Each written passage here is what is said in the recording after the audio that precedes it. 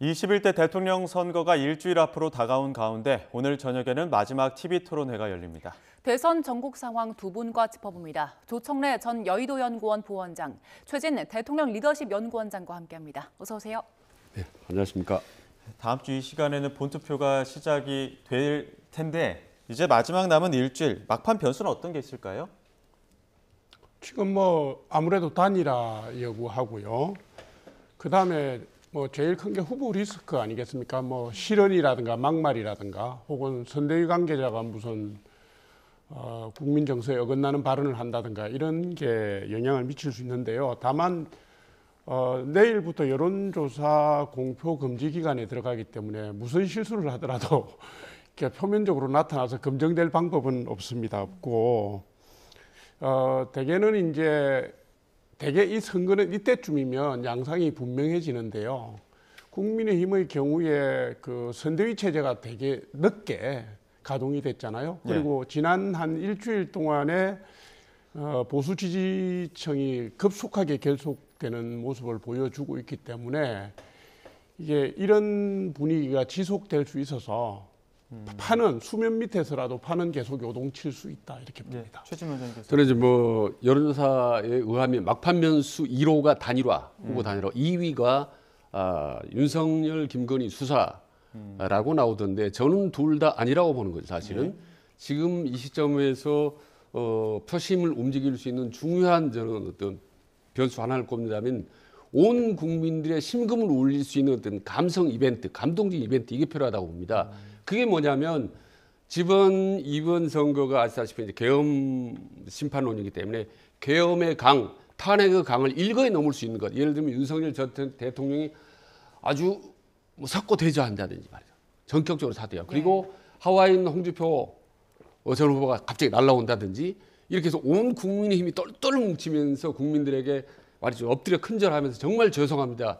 거의 울면서 울다시피 하면서 막판 살려주십시오라고 호소하면 저는 그게 변수가 될 수 있지만 지금 이 시점에 그런 가능성은 저는 거의 없다고 보는 거기 때문에 이후에 큰 변수는 나타날 것 같지 않다라는 생각이 듭니다. 사실상 변수는 없어 보인다는 말씀 주셨고요. 지금 재외국민 선거가 이제 마감이 됐는데 투표율이 79.5% 역대 최고치를 기록했습니다. 재외국민들은 굉장히 먼 거리를 달려와서 투표를 해야 되는데 이렇게 높은 투표를 기록한 건 어떤 의미가 있다고 보세요? 대개는 70% 이상은 해요. 경우에 따라서 대선에 따라 달랐는데 75%, 71% 이렇게 했는데 재외국민이 지금 250만에서 300만 정도 되는데 투표를 하겠다고 신청을 한 분이 7% 정도예요. 25만 8천 명인데 그분들이 이미 신청할 때는 아주 적극적인 투표층인 겁니다. 그러니까 투표율이 높은 건 맞고요. 이번에는 이제 여러 가지 탄핵 국면이라든가 나라가 많이 흔들리니까 바깥에 계신 외국에 계신 재외국민들께서 나라 걱정이 더 많으신 것 같아요. 그러니까 대한민국의 미래를 보고 걱정하시는 마음으로 투표장으로 많이 가시지 않았나 이렇게 보여집니다. 그 사전 투표는 또 어떻게 될까요? 사전 투표율도 상당히 높을 거라고 봅니다. 이번은 아시다시피 어떤 양극단 세력이 어떻게 보면 분노의 극단적으로 표출할 가능성이 높고 그게 이제 결국 포커스가 바로 이제 계엄에 대한 찬반 여부기 때문에 투표율이 높을 거라고 이제 보는 겁니다. 그래서 투표율이 높다면 그게 저는 김문수 후보 쪽으로 몰릴 가능성은 솔직히 매우 낮다고 보고 일단 투표율이 높으면 일단 무조건 이재명 그런 민주당 쪽에 더 유리한 결과로 가지 않을까라고 솔직히 짐작을 합니다. 그동안의 여론조사나 그리고 최근에 민심을 보면은 특별하게 국민이 어떤 변화가 없는 한은 일단 높은 투표율일 가능성이 높고 민주당이 유리하게 좀 작동할 가능성이 높다라고 저는 전망을 합니다. 조 부원장님께서는 어떻게 전망하세요? 지난 3년 전에 대선이 77.1%였어요 투표율이. 그때 사전 투표율이 36.9%였으니까 실효 투표율의 절반 정도가 사전 투표 때 이루어졌습니다.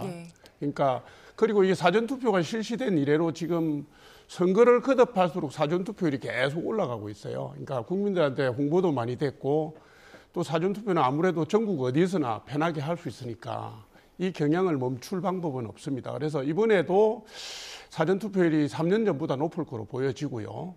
본 투표율도 지금 양측의 지지층이 굉장히 강고하게 결집되고 있기 때문에 대선 투표율도 지난 3년 전에 77.1%보다는 저는 높을 거라고 봅니다. 예. 한 80% 정도 나오지 않을 거라고 보는데 그렇다면 사전 투표율도 3년 전보다는 높게 나올 거다. 저는 이렇게 봅니다. 지금 그 대선 공약집 있지 않습니까? 국민의힘이 지금 나왔다고 하고 지금 민주당 아직까지 지금 준비 중이라고 하는데 재외국민투표 앞서 말씀하신 것처럼 한 13% 정도가 신청을 했고 80% 육박하게 이미 투표를 했는데 공약집은 못 보고 투표한 거 아닙니까? 그렇죠. 이것 좀 너무 늦어지는 거 아닐까요?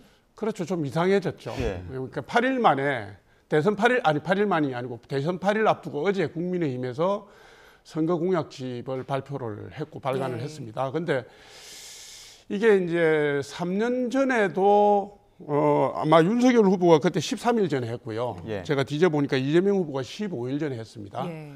2012년 대선 때가 제일 늦었는데 그때가 박근혜 후보, 문재인 후보가 9일 전에 10일 전에 했으니까 지금이 기록상 제일 늦게 한 겁니다. 그러니까 예. 국민의힘은 잘 아시는 것처럼 전당대회를 통해서 후보를 뽑고 난 뒤에도 무슨 단일화 파동이다 해서 선거대책위원회 발족이 되게 늦었잖아요. 그러다 보니까 선거 공약집이 늦어진 거는 뭐 굳이 변명하자면 이해가 가는데 예.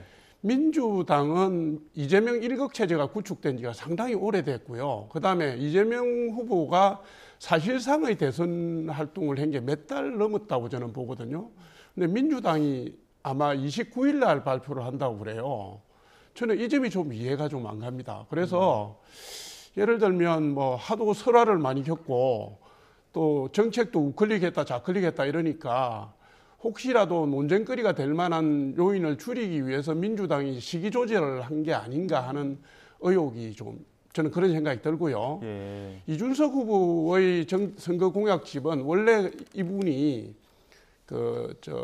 온라인 플랫폼 통해서 이렇게 예. 뭘 많이 제시하고 비용도 줄이고 하셨던 분이니까 그 부분은 뭐 그렇게 한다니까 이해는 갑니다. 민주당은 제가 좀 이해가 안 가요. 어떻게 근데 보세요? 과거 보면 박근혜, 문재인 전 대통령이 당선될 때도 보면 거의 대선 10여일 전에 이제 공약집이 발표가 됐습니다. 근데 말씀한 대로 그런 바람직하지 못하도 사실은 점점 대선이 이 경제 대선이나 민생 대선이 되는 게 아니라 정치 대선이 돼가고 있다는 증거 아니겠습니까? 그러니까 사실 후보들 입장에서는 그런 것 같아요. 어떤 뭐 공약이라든지 뭐 어떤 민생에 대한 어떤 뭐 이런 그 대안 제시보다는 정치적 이슈로 가는 것이 결국 표를 얻는데도 유리하다라고 판단하는 것 같고 국민들 유권자 입장에서 보더라도 후보들 공약 뭐 내봐야 거기서 거기고 뭐 그 크게 신뢰성을 하지 않는 것 같다. 그래서 점점 이 공약에 대한 검증이라든지 공약에 대한 중요성 이런 부분들이 점점 그 약화되는 것 같아서 좀 그런 점은 안타까운 느낌이 좀 듭니다. 예. 네. 자, 오늘 저녁에 3차 TV 토론회가 열리는데요. 오늘 주제는 정치 분야입니다. 마지막 토론회인데 각 후보들 어떤 전략으로 준비를 하고 있고 또 오늘 토론의 관전 포인트는 어떤 걸까요? 지금 말씀하셨지만 대선이 시간이 임박할수록 정책이나 공약보다는 아무래도 후보의 자질 검증, 인물 검증, 인물 대 인물 구도로 가게 돼 있습니다. 그래서 오늘 저녁에 토론도 아마도 네거티브 난타전이 될 걸로 보여지고요. 예. 주요 주제는 정치 분야니까 개헌 문제, 예. 제가 볼 때 한 3가지 정도인데 개헌 문제, 그다음에 정치 개혁 방향, 그다음에 외교 안보 노선인데요. 개헌 문제는 잘 아시는 것처럼 김문수 후보가 중임제, 임기 단축을 통한 중임제, 4년 중임제를 내놨고 이재명 후보는 4년 연임제를 내놨습니다. 예. 4년 연임제는 쉬었다 또 할 수 있는 제도거든요. 푸틴의 러시아를 생각하시면 되기 때문에 이 부분에 대한 공방이 강하게 전개가 될 걸로 보여지고요.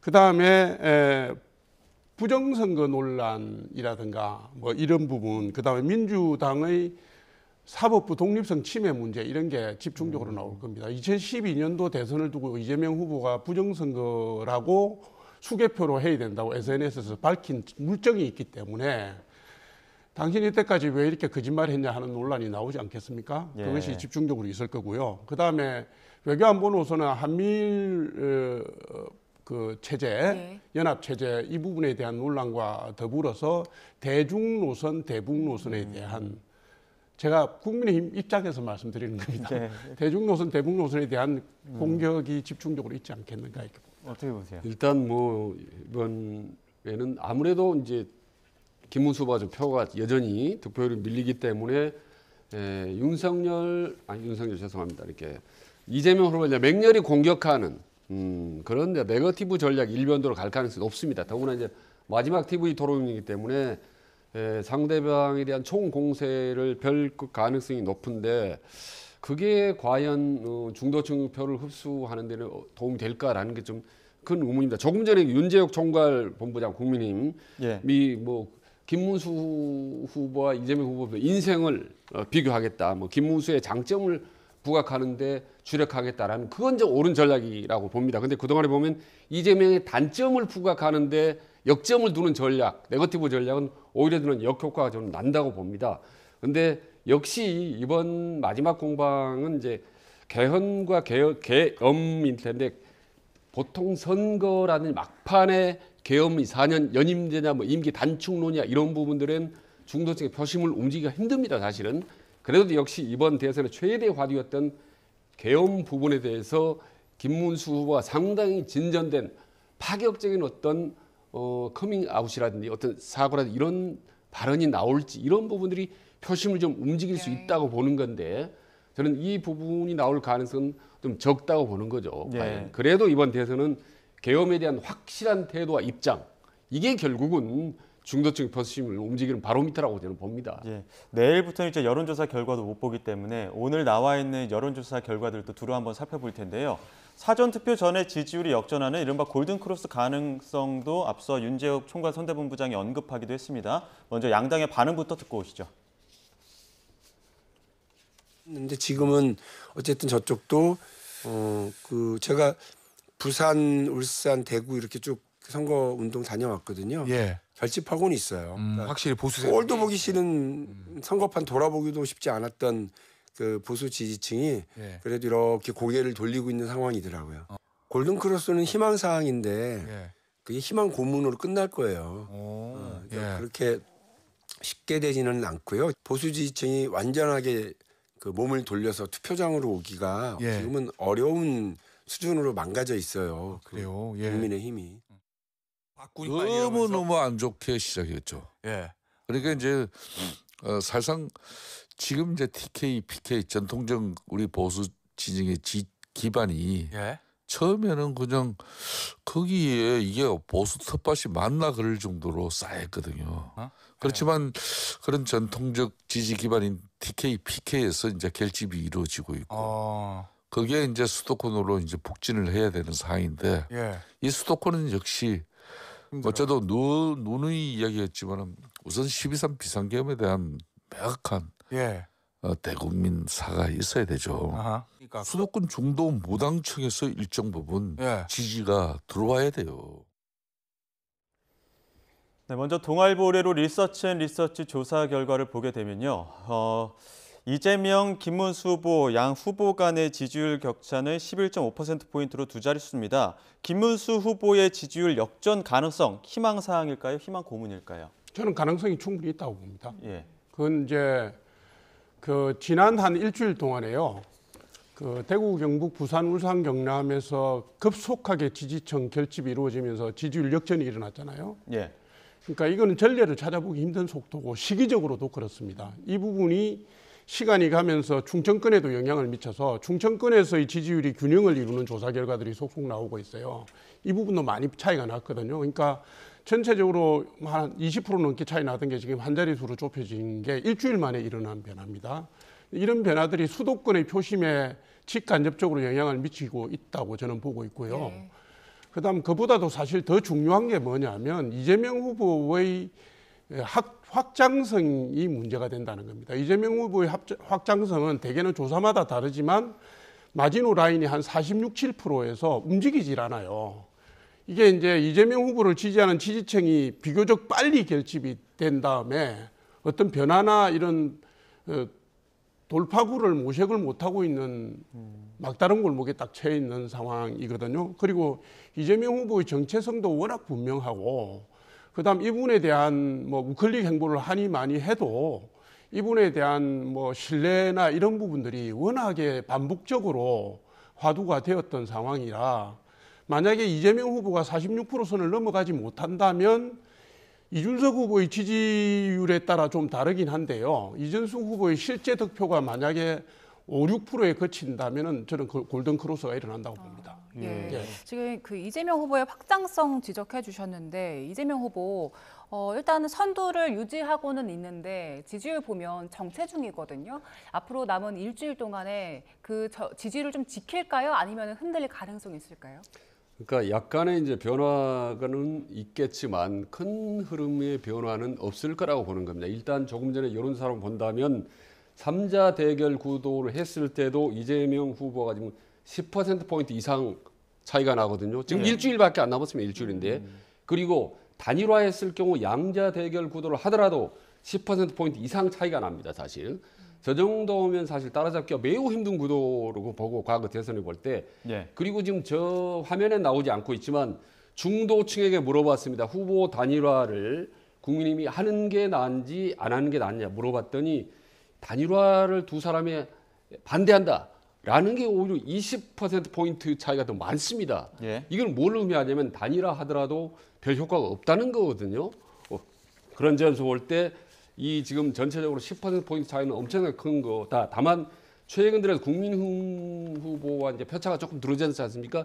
이 표차에 대해서 국민의힘이 상당히 이제 고무되어 있는데 저는요 이거는 사실 의미 없는 저는 표차에 라고 보는 건데 예를 들면 김문수 후보가 상승한 게 아니라 그동안의 보수나 국민의힘 표차가 너무나 작기 때문에 이 부분이 어느 정도 일정 정도 원상 회복되는 과정이라고 저는 보는 거예요.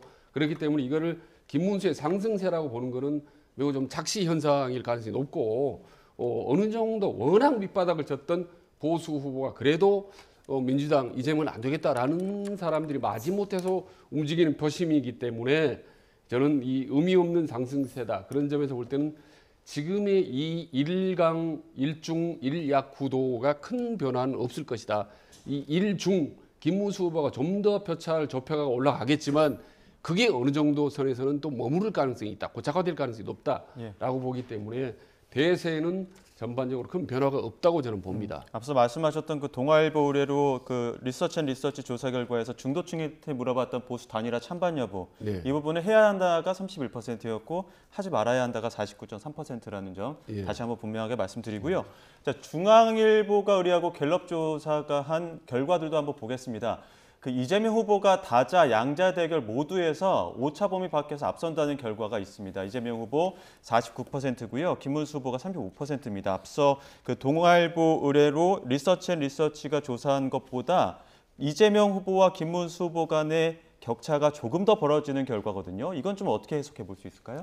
일단 지금 동아일보보다 훨씬 더 표차가 많이 떨어지지 않습니까? 그래서 전반적으로 어떤 구도를 설정하더라도 이재명 후보가 훨씬 더 표차가 많이 나고 있다라는 걸 이제 여전히 이제 입증하는 건데 저는 이제 이 여론조사 결과를 그 구도로 본다면은 오래전부터 제가 말씀드렸지만 크게 진보, 보수, 중도의 비율이 3대 4라고 이제 여러 번 말씀드렸어요. 2년 전부터 YTN 이 자리에서 말씀드렸는데 이게 지금 시간이 지나면 중도가 지금 일종의 이동해서 진보로 가고 그다음에 보수로 흩어져서 지금은 5대 4대 1 정도 되는 구도가 됐다고 보는 거죠. 이 4의 중도가 2가 진보로 가서 5가 되고 그 나머지 뒤늦게 중도에 있던 1이 보수로 가서 4가 되는 거고 나머지 1이 지금 이준석에 남아 있는 거죠. 그래서 5대 4대 1의 이 구도가 저는 지금 형성이 돼 있고 결국 이게 마지막까지 갈 가능성은 매우 높다라고 저는 전망을 합니다. 그 보수 단일화, 김문수, 이준석 후보의 단일화를 가정한 양자 대결을 봐도 이재명 후보가 오차 범위 밖에서 앞서거든요. 그러면 앞으로 남은 일주일 동안 그리고 사전 투표 시작되는 29일 전에 이 여론조사 결과가 단일화 논의에 얼마나 영향을 미칠까요? 그러니까 여론조사 결과가 단일화에 영향을 미치는 것은 아니라고 저는 봅니다. 이게 지금 우선 지금 단일화와 관련된 여론조사가요. 단일화를 실제로 했을 때 그 시너지 효과나 흥행 효과를 전혀 반영하지를 못해요. 그리고 지금 일어나고 있는 여론조사 전체가 다 그런 양상인데 개별 그러니까 후보 간의 비교도 중요하지만 어떤 예. 후보가 어떤 추세의 곡선을 그리고 있느냐 이걸 봐야 되거든요. 예. 여론조사가 연속적으로 일어났을 때 추세선의 변화가 중요하다고 저는 봅니다. 예. 네. 그래서 아까 말씀드린 게 이재명 후보는 거의 변화가 없고 이준석 후보는 1%에서 2% 정도의 변화가 있고 김문수 후보는 10몇 프로에서 20%까지의 변화가 있습니다. 그러니까 아마도 제가 생각할 때는 민주당의 전략가들이 이 점 때문에 굉장히 긴장을 하고 있을 거라고 제가 보는 것이고요. 예. 그다음에 지금 단일화에 대한 여론조사가 반대가 많이 나오는 거는요. 예. 저는 이렇게 봅니다. 이준석 후보를 지지하고 있는 표심 중에서 절반 정도는 중도 좌파일 가능성이 있다고 보는 거예요. 중도 확장성, 중도 지형 때문에 그분들은 단일화를 반대합니다. 예. 그럴 수 있어요. 예. 그다음에 실제로 여론조사 전체에서 영향을 볼 때 민주당 지지층은 당연히 반대를 하는 것이고요. 예. 그러니까 단일화에 대한 반대 여론이 찬성보다 높게 나올 수밖에 없습니다. 그런데 국민들이 볼 때는요.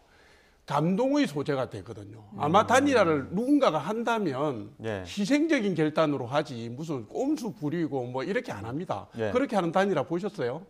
그러니까 이게 되면 되고 안 되면 안 되는 거지만 예. 지금 조사를 액면 그대로 수치로 논할 수는 없다 이렇게 제가 말씀을 드립니다. 근데 추세를 봐야 된다. 여전히 그 단일화 변수를 두고는 한쪽에서는 된다 그러고 한쪽에서는 단호하게 안 된다 이렇게 하고 있는 입장 아닙니까? 그 양측의 어떤 신경전이 있는데 저희가 양측의 이야기를 한번 모아봤습니다. 국민의힘 개혁신당 측의 신경전이 이어지고 있는 이야기 한번 들어보시죠. 개혁신당이 단일화의 전제 조건을 제시해 주시기를 제안드립니다. 좀 100% 국민 개방형 여론조사야말로 정정당당한 단일화라고 생각이 듭니다. 응하셨으면 좋겠다. 그것이 개인의 욕심이나 정치 공학적인 구도가 아니라 나라를 지키고자 하는 구국에 대한 결단이라고 저는 개인적으로 생각합니다. 단일화에 애걸복걸하는 국민의힘, 겨우 명분이라고 짜낸 것이 선거비 보전입니까? 이준석 후보가 과거 국민의힘 당대표 경선에서 가방 하나 둘러매고 전국을 돌며 돈만 많이 쓴 후보들을 상대해 승리한 것을 벌써 잊었습니까?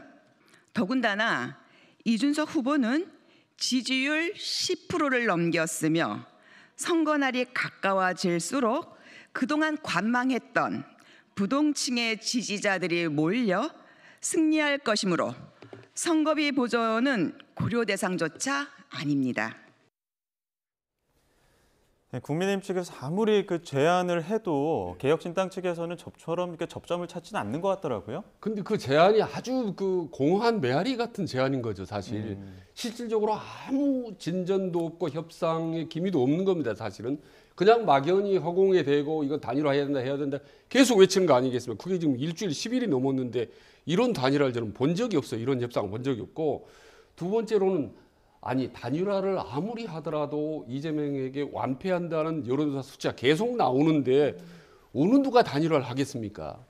그리고 세 번째로는 이준석 후보가 당사자가 공개적으로 단일화를 하지 않겠다고 여러 차례 공언을 했어요. 단일화 가능성은 제로다고 그랬습니다. 과거에는 단일화 가능성이 없다라든지 말꼬리를 흐르면 할 가능성이 높거든요. 근데 가능성을 제로라고 했고 이미 본인들의 어떤 당원들 11만 명에게 문자 메시지를 발송했습니다. 단일화 없고 완주하겠다고. 이렇게 단일화는 없다라고 못을 쾅쾅 박았는데 다시 단일화를 한다? 그건 쟁취성이 끝납니다. 이준석은. 그래서 저는 오래전부터 저는 국민의힘을 위해서 자꾸 저는 고언을 드렸는데 제발 단일화 안 될 단일화에 대한 목매달지 말고 빨리 독자적인 방법을 찾아야 되는데 자꾸 이준석에게 매달리는 모습 이런 부분들은 득표에도 전혀 도움되지 않는다. 아마 국민님 그게 이제 읍소 전략이라고 생각할지 모르겠어요. 계속 매달리면 안쓰럽다라고 해서 중도층이나 온건보수 좀 표가 좀 갈까라고 생각할지 모르겠는데 그렇지 않습니다. 표는 냉정하거든요. 그래서 빨리 포기하고 독자적인 내부 단일화 여러 번 제가 말씀드렸지 않습니까? 외부 단일화 신경 쓰지 말고 지금 11시에 이낙연 아시죠? 전 후보하고 지금 공동정부 개헌 단일화 하는데 자꾸 외부 단일화 신경 쓰지 마 내부 단일화 신경 쓰라는 얘기입니다. 내부 똘똘 뭉치는 거 그거 못하면서 자꾸 밖으로만 메아리 치니까 참 안타깝다는 생각이 듭니다. 예. 표는 냉정하다고 하셨는데요. 김문수, 이준석 두 후보가 단일화를 한다고 해도 이게 얼마나 효과가 있을지에 대해서는 의견이 분분합니다. 먼저 김문수 후보 측의 이야기 듣고 오겠습니다.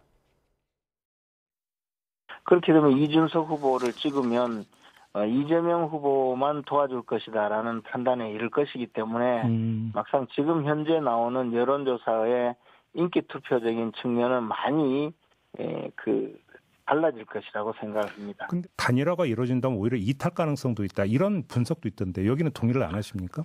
내 투표의 가치가 훼손되는 것까지 네. 인정하면서 인기 투표적 결정을 할 것이냐라고 생각해 볼 때 저는 그렇게 보지 않습니다. 더군다나 미래의 한국을 어떻게 구성해 나갈 것이냐라는 예. 젊은 세대의 강렬한 열망이 도리어 김문수 후보 측으로 몰릴 것이다라고 판단하고 있습니다.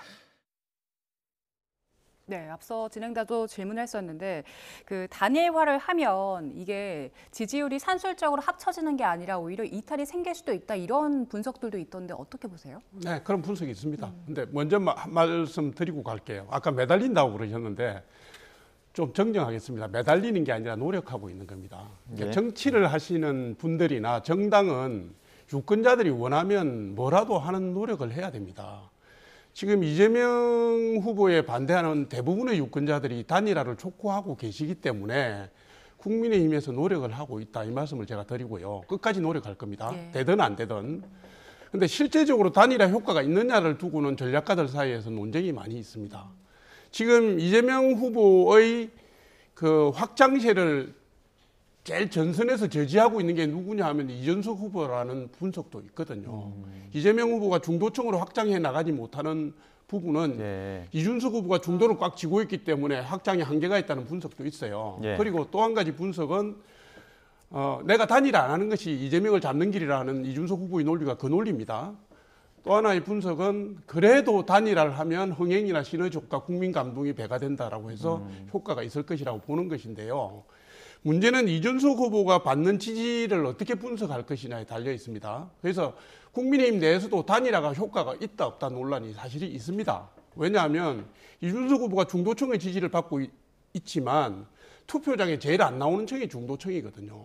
실제로 여론조사에서 10% 나온다고 치더라도 실제 득표에서 10%가 나오냐 이거는 다른 문제라는 거죠. 이것이 예를 들어서 아까 제가 말씀드린 것처럼 6% 이내로 쪼그라들고 그렇게 해서 중도층을 막아 나가면 본 게임에서 과연 도움이 되느냐. 이준석 후보를 지지하는 층의 절반 정도는 저쪽 표일 수도 있는데 이런 논란이 있습니다. 그러니까 제가 말씀드리는 거는 득실을 따지기 이전에 국민들이 원하시니까 국민의힘이 나서서 뭐라도 하려고 하고 무슨 제안이라도 하고 노력을 하고 있는 겁니다. 근데 이 점이 민주당은 불안한 점일 거고요. 근데 그 말씀 충분히 이해를 하는데 또 표에 도움이 되지 않겠습니까? 지금 여론사 보면 지금 말이 단일화지 사실 김문수로 단일화를 얘기하지 않습니까? 지금 그렇게 얘기하는데 김문수로 단일화되면 이준석을 지지했던 2030 젊은 세대들이 빠져나간다. 이탈이 많다라는 여론조사 결과가 나오는데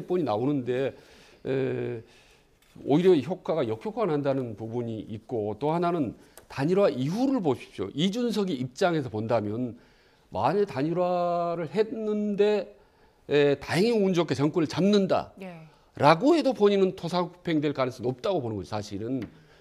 그러니까 김문수가 이제 대통령이 된다면 이준석 후보에게 당권을 주겠습니까? 공천권을 주겠습니까? 저는 그 가능성 매우 적다고. 왜냐하면 본인이 이미 국민힘에서 워낙 당했기 때문에 그런 게 있고 만약에 단일화했는데도 불구하고 패배한다 대선에 일단 솔직히 말해서 그 가능성이 높지 않습니까? 그러면 정말로 국민힘에서 완전히 팽당하고 본인의 지지층으로부터 팽당하고 완전히 이준석을 오갈 데가 없는 게 되는 거고. 근데 뭐하러 이런 위험천만한 단일화를 하겠느냐는 거죠. 저는. 근데 끝까지 노력하는 건 좋지만 지금 이 시점에 일주일 남았는데 그런 노력이 표에 도움이 될까? 오히려 이준석의 단일화 노력보다 또 다른 노력, 아까 내부 토지나 중도층 끌어당기는 그런 또 다른 노력이 훨씬 더 많은 시간과 정제를 쏟는 것이 저는 도움이 된다고 저는 보는 거죠. 사실. 그 최 원장님이 말씀하셨던 그 셈법을 이준석 후보도 과연 감안하고 있을지 아마 이 이야기 들으면 한번 두 분 더 유추할 수 있을 것 같은데요. 이준석 후보의 단호한 입장 한번 들어보시죠. 저는 오늘 오전 저희 개혁신당 모든 당원에게 문자 메시지와 이메일을 보냈습니다. 이번 대선을 끝까지 완주해 당선되겠다는 내용입니다. 0%다 이렇게 말씀드리겠습니다. 그리고 만약에 제가 정말 대한민국을 걱정해서 그분들이 이야기하는 거라면은 김문수 후보가 빨리 사퇴하도록 설득하는 것이 옳을 것이다. 유일한 1대1 구도의 가능성은 김문수 후보께서 미련 없이 사퇴하시는 것이다. 이 정도의 안내만 하려고 합니다. 오늘부터 거처도 옮기겠습니다. 집에 안 들어가요? 집으로 쫓아올 것 같아가지고 거처도 옮기겠습니다. 이제 국민의힘의 상상력의 한계가 보통 이러면 집으로 찾아가야지 뭐 이럴 테니까요. 그렇죠. 전화도 안 받겠다, 집도 옮기겠다 이렇게까지 얘기하는데 단호할 가능성 아직까지 있다고 보시는 겁니까? 셈법이 복잡하겠죠. 예. 그런데 이제 아까 우리 재 원장님 말씀하신 논리는 이해는 하지만 이준석 후보의 정치력을 너무 과소평가하신 걸로 저는 봅니다. 예. 누구도 당권을 보장하거나 뭐 정치 개혁의 선두가 되라고 얘기하지 않습니다. 정치는 자기 지도자는 자기가 돌파해서 나가야 되는 거죠. 지금 이준석 후보는 자기 중심으로 생각하고 있는 겁니다. 말하자면 여러 가지 변수를 놓고요. 내가 지금 국민의힘에 들어가서 뭐 틀을 잡을 수 있나부터 시작해서 실제로 내가 얻을 수 있는 표가 얼마인가. 지금 10% 나오는데 나중에 깼을 때 5% 이내면 어떡하나 이런 걱정 안 하겠습니까? 그다음에 내가 지금 어떤 선택을 하느냐에 따라서 자기를 지지하는 세력, 자기가 만든 정당 이게 앞으로 어떻게 될지가 다 걸려 있잖아요. 네. 당장 앞으로 2년 뒤에 1년 뒤죠. 1년 뒤에 당장 지방선거가 있습니다. 네. 그죠? 이 대선 끝나고 10월 달이면 지방선거 국면으로 넘어갑니다. 예. 지금 자기가 의미 있는 득표를 못했을 때 이 당이 살아남을 수 있느냐? 3년 뒤에 총선에서 살아남을 수 있느냐? 고민 안 하겠습니까? 저는 정치인이 하는 모든 메시지는요. 그걸 정답으로 여기면 안 된다는 말씀을 드립니다. 안 될 수도 있지만 너무 오버액션 하잖아요. 거처를 옮기겠다, 뭐 전화기를 꺼놓겠다. 이거는 제가 볼 때는 대놓고 국민들한테 하는 얘기거든요. 실제로 전화기 꺼놨겠습니까? 예. 대선 후보가 전화기를 어떻게 꺼놓습니까? 예. 참모들한테 일정도 받아야 되고 메시지도 받아야 되고 대응 방안도 받아야 되는데.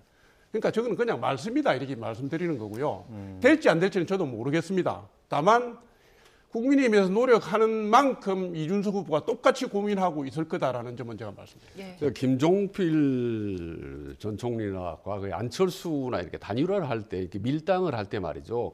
보면 항상 발언의 여지를 남겨둡니다. 말꼬리 흐립니다, 사실은. 그래서 결국 이제 막판에 극적인 단일화를 효과를 거두죠. 근데 지금 이준석의 발언을 보면 0%, 거의 11만 명한테 문자 메시지 돌리고 이런 상태에서 이걸 철회하고 단일화한다? 이건 정치생명 끝나는 겁니다. 그리고 이준석이 똑똑하고 학벌 좋고 다 좋은데 신뢰성이 항상 문제를 받는데 여기에서 완전히 대국민 약속을 완전히 며칠 만에 뒤엎는다? 이건 정치생명 끝나는 거기 때문에 그러한 어리석은 행동을 저는 이준석은 절대 하지 않을 거라고 보고 저는 그냥 너무 그 부분이 솔직히 명백하다는 말씀 드리고 지금 이상 그런 모험을 하지 않을 가능성이 있고 그리고 지금까지만 하더라도 이준석은 충분히 10%대 여론조사를 오르내리는 것만 하더라도 절반의 성공 그리고 어떻게 보면 중도층의 대안 뭐 이런 식으로 상당히 본인이 성공적인 행보를 해오고 있는데 지금까지 힘겹게 싸워왔던 탑을 일거에 무너뜨릴 가능성은 정말 제가 아무리 객관적으로 보더라도 그 가능성은 거의 정말 제로라고 보는 거죠 제가. 예, 그래서 제가 어떻게 보면 조언, 고언이라고 제가 이제 여러 번 말씀드린 거죠. 국민의 힘을 위해서. 네. 그리고 이제 대선 일주일 남은 상황에서 계속 거론되는 한 인물이 있습니다. 후보들 유세 현장에서는 윤석열 전 대통령에 대한 언급이 이어지고 있는데요. 관련 목소리 듣고 오겠습니다. 내란 세력이 다시 돌아올 수도 있습니다. 윤석열이 상황이 돼서 김문수를 통해 다시 대한민국을 독점하고 국민에게 총구를 수시로 겨루는 이번 선거는 중도층이 결국 승패를 좌우할 겁니다. 그분들이 바로 여기 이 김문수 후보를 찍게 만들어야 합니다. 저는 그러기 위해서 우리가 계엄, 옹호론, 부정선거 음모론과 확실하게 선긋고 신윤, 구태정치와 확실하게 개혁할 것이라는 얘기해서 승리의 길로 가야 한다고 생각합니다. 이미 분명하게 절연을 한 상태이기 때문에 뭐 더 이상 한동훈 후보께서 말씀하시는 것에 대해서 어떤 특별한 그 조치를 할 그런 상황은 아니라고 봅니다. 이제 윤석열 대통령 우리 당을 탈당해서 자연인으로 계시는데 예. 뭐 여기서 더 어떤 전련이 있어야 하겠습니까? 네, 한동훈 전 대표가 처음으로 어제 김문수 후보 유세현장에 이제 같이 운동을 했는데 여기에 대해서 여기 나가서 친윤 구태 정치 확실하게 개혁을 해라. 윤석열 전 대통령 확실하게 선을 그어라라고 얘기를 했어요. 이 목소리는 어떻게 들으셨어요? 윤석열 전 대통령은요, 그 정치사적으로 볼 때 페이지가 넘어간 분입니다. 역사의 일부가 된 거예요. 그러니까 이게 민주당이 내란 프레임을 가지고 계속 과거 정권 심판론을 들고 나오는데요. 국민들은 역사의 페이지가 넘어간 부분에 대해서는 국민들은 유권자들은 별 관심 없습니다. 그러니까 이 부분에 대해서 윤석열 전 대통령도 자제를 하시는 게 맞고요. 국민의힘 구성원들이 선거 무대 위에 올라가서 캠페인하면서 이 부분을 언급하는 것도 저는 적절치 않다고 봅니다. 자제해야 된다고 봐요. 다만 이제 한동훈 전 대표가 얘기하는 내용은 이겁니다. 국민의힘이 국민들 앞에 다시 서려면 근본적인 쇄신을 해야 되는데 근본적인 쇄신이라는 게 당내 구태를 척결하지 않으면 안 된다. 그분은 그게 친윤 세력이라고 보고 얘기하는 건데요. 그렇다 하더라도 저는 이런 식의 메시지는 당의 선거 캠페인에 도움이 안 된다. 좀 자제해 주시고 대선 끝나고 당 혁신을 본격 무대로 다루면서 자신이 개혁 의지를 가지고 그렇게 해 나가시면 되는 것이다 이렇게 봅니다. 예, 그 현장에 권성동 원내대표도 있지 않았습니까? 바로 뒤에 있던데 그 친윤 구태 정치 이야기하다 보니까 좀 불편한 상황도 있었을 것 같은데요. 네, 뭐 그렇습니다. 그러니까 여전히 뭐 계엄의 강이 아니라 계엄이 바다가 이제 출렁거리는 현장을 이제 저희들이 본 건데 조금 전에 보면 한동훈 전 대표가 지금 김문수하고 손을 들고 번쩍 들고는 있지만 하는 말은 사실은 이재명하고 후보하고 거의 똑같은 얘기를 하고 있는 거예요 지금.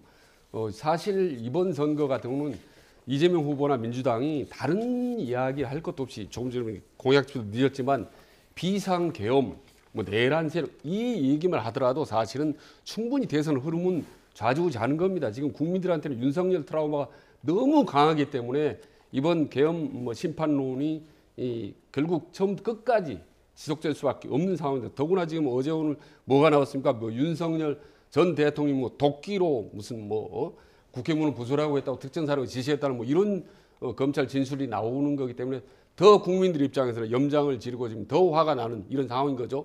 그래서 어떻게 보면 민주당은 선거운동을 할 필요도 없는 거예요. 이거는 계엄 심판론이기 때문에 그 부분에 대해서 김문수 후보는 사과라든지 특별하게 뚜렷한 입장을 보이지 않고 어정쩡한 입장을 보여오고 있는 거 아닙니까? 이게 아무리 봐도 아니다 싶으니까 한동훈 전 대표가 뭐 계엄 옹호 세력, 친윤 구태 세력 척결해야 한다고 스스로 얘기하지 않습니까? 그런 점에서 다시 한번 계속 제가 반복드리지만 이 막판 일주일밖에 남지 않은 깜깜이 선거 이쯤 되면 여론조사도 깜깜하지만 국민 유권자들의 마음도 깜깜해지는 거거든요. 아무것도 안 보이는 겁니다. 그러니까 완전히 파격적인 이벤트 메이킹을 하지 않으면 국민들은 그냥 깜깜한 상태에서 마지막 6월 3일 날 다 투표하게 되는 겁니다. 그게 바로 어떤 계엄의 강을 확실히 건널 수 있는 파격적인 어떤 선언, 이런 메시지, 이런 부분들이 나오지 않으면 그냥 모든 변수들이 찻잔 속의 태풍으로 흘러갈 가능성이 높다라고 저는 봅니다. 네, 앞서 저희가 그래픽으로도 보여드렸습니다만 또 친한계가 되고 또 선대위에 합류하기도 했으니까 남은 일주일 기간 동안에 또 어떤 변수로 또 작용할지 이런 부분들도 지켜봐야 될 것 같습니다. 지금까지 조청래 전 여의도연구원 부원장, 최진 대통령 리더십 연구원장 두 분과 함께했습니다. 고맙습니다. 고맙습니다. 감사합니다.